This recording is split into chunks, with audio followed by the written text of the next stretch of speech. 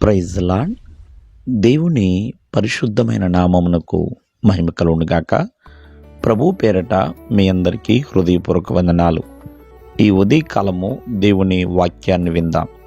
అపోస్తుల కార్యములు 20వ అధ్యాయము 19వ వచనము.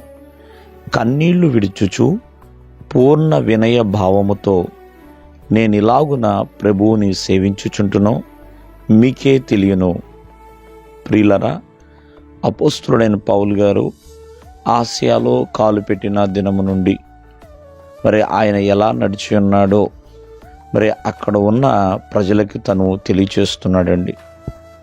జాగ్రత్తగా ఆలకిస్తే ఎన్నో శోధనలు భక్తుడైన పౌలు గారికి సంభవించాయి. మరి ఎన్నో రీతులైన శ్రమలు, కుట్రలు, ఇబ్బందులు ఎదురై ఉన్నాయి.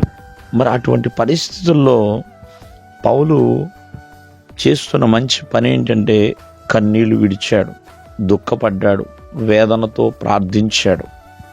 బైబిల్ గ్రంథంలో సెలవిస్తుంది, కన్నీళ్లు విడిచుచు విత్తువాడు సంతోషమైన పంటని కోస్తాడండి.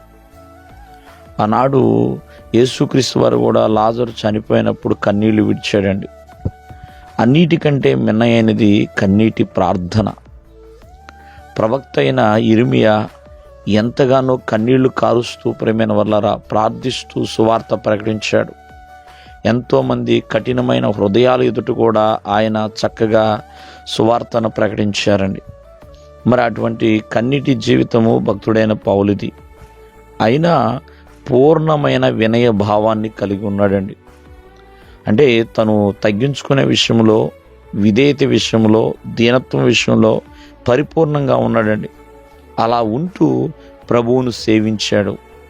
అది తన తోటి ప్రజలందరికీ తెలుసండి.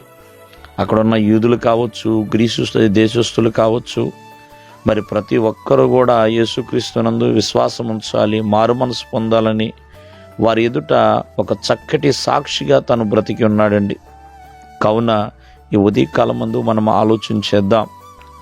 ఎందుకంటే కన్నీటి ప్రార్థన కావచ్చు, పూర్ణమైన వినయము కావచ్చు, ఆ రెండు కలిగి భక్తుడైన పౌలు పరిచర్య చేశాడు. అలాగే ఆ రీతిగా చక్కగా ప్రభువుని మహిమపరిచి ఉన్నాడు, ఘనపరిచి ఉన్నాడు. కావున ఆత్మీయ జీవితంలో ఈ రెండు కూడా గొప్ప ఆయుధాలేనండి.